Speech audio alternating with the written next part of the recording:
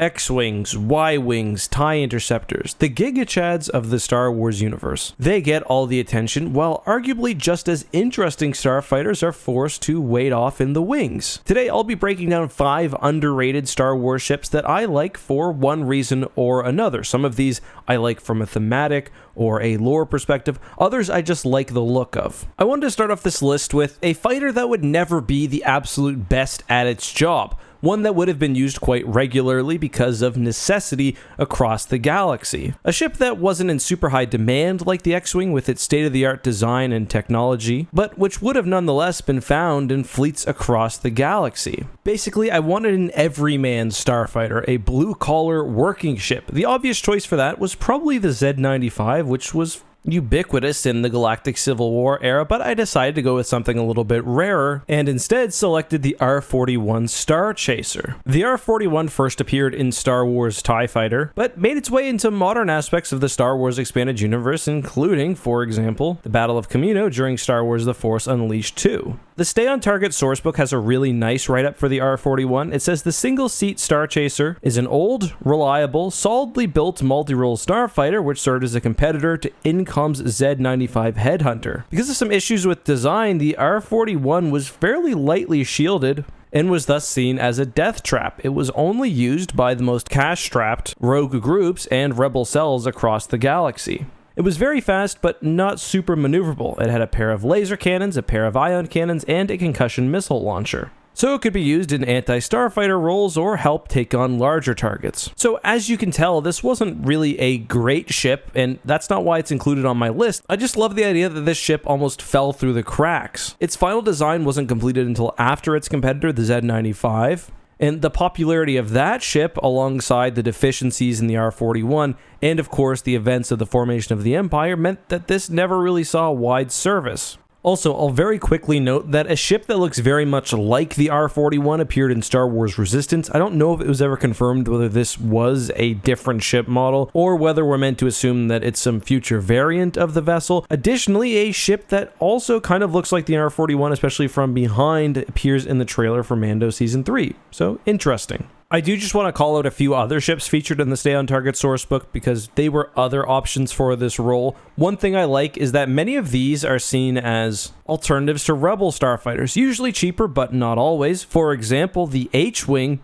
was actually a successor to the Y-Wing that never caught on. I just love its design though. The H-60 Tempest, as you can probably guess, was essentially a prototype B-Wing built by the Republic. It might deserve its own video, but it never entered full production, so instead the concept models made their way into Rebel fleets. We also have the T-Wing, which is essentially a competitor to the Rebel A-Wing, but built with really cheap materials and also somewhat of a death trap. Moving on though to my second ship choice, I figured I'd go in a completely different direction and go with the Mytil. So last week I covered the Hapen Battle Dragons and also gave a good overview of the Hapes cluster and the Hapes Consortium itself. The Mytil was the main fighter of the Hapes Consortium, and if you're wondering what that is and you missed that video, I recommend you check it out. I'm not going to reiterate things here. So, according to the Starships of the Galaxy Guide, the Mytil was a lightly armed starfighter built for use by the Hapes Consortium. It was extremely popular within the cluster and was seen as a very high-value starfighter. The Mytil was also more than one single starfighter with a list of specifications. It was constantly evolving in order to remain current, which is actually somewhat surprising given the insular nature of the Hapes Consortium. The guide also says that as a space superiority fighter, it performs beautifully, and of course would have been an extremely common sight within the belly of Hapen battle dragons. I love the Mytil not only because I think the lore is interesting, I also just think the design is great. I guess it leans a bit into the Star Trek side, but I still love it overall.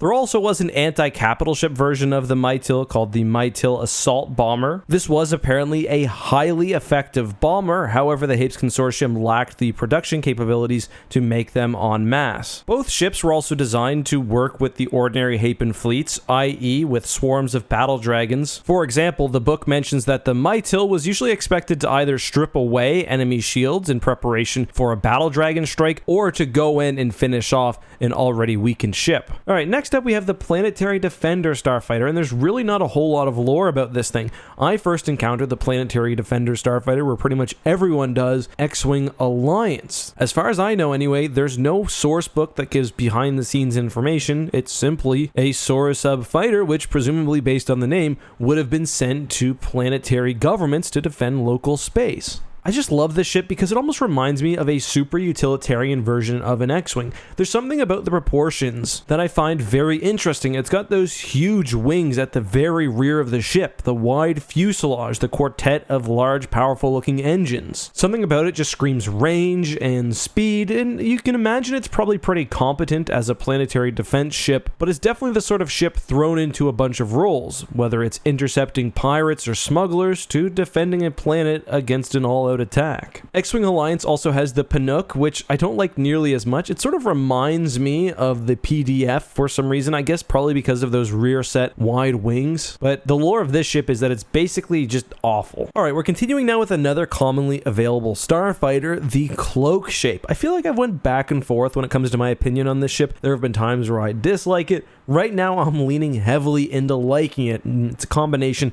of the lore and the general appearance. I love how this ship looks from the front. I love how it looks from the side. Obviously, it's a callback to a Twin Boon style World War II fighter. I'm not sure if the spoiler makes sense in space, but it's cool. I wouldn't be surprised to learn that this thing originated as concept art for something that didn't make it to the movies. It's got that real look to it, but as alluded to, it also has some interesting lore. The Cloak Shape was a very durable, very versatile fighter, and it was usually heavily modified. In fact, the spoiler that I alluded to earlier is actually just a common aftermarket edition. Ship kits also took the Cloak Shape from what was originally a pretty basic combat fighter to something very, very functional, and in fact, the Cloak Shape was originally intended for atmospheric combat, but has proved effective in space as well. The ship was designed and originally produced before the Clone Wars, and found its way into the service of everyone from the Jedi Order to local militias to, I'm sure as well, the Rebel Alliance. Alright, the last ship I want to talk about is by far the most famous one on this list, and if you know one of them, it's probably this. I'm talking the Chiss Clawcraft. So in Star Wars Legends, there was a lot of really funky things going on in the unknown regions. For example, Grand Admiral Thrawn was creating what was known as the Empire of the Hand. The Empire of the Hand, and also to a degree the Chiss species themselves, they are different although they're treated as the same thing, began to integrate Chiss technology into classic Imperial designs. We often hear of Chiss Star Destroyers or analogs to Imperial ships. The only real one that we get a look at, however, is the Clawcraft. It maintains the general idea of a TIE fighter, but has something that is distinctly alien, which is why I like the ship so much. I also love how the Clawcraft is used in the Thrawn duology. They see this mysterious ship appearing throughout the galaxy. It looks sort of like an Imperial ship, but they can't identify it, and it ends up leading them to the Empire of the Hand, although there are some weird discrepancies in terms of size in the novel, it doesn't matter. Clawcraft wasn't quite as fast as a TIE fighter, but it was more heavily armored, it had a hyperdrive and a shield, and had 4 lasers. I think I want to get a custom Clawcraft 3D model made up and do a full breakdown of it. If that's something you guys are interested in, let me know what you think. But that's all I've got for today's video. Sort of a rambly one about some ships that I like. Is there one that I missed? Obviously. There are thousands of ships in the Star Wars universe. Let me know your favorite minor one down below. Until next time though, be safe, have a good one, and may the Force be with you.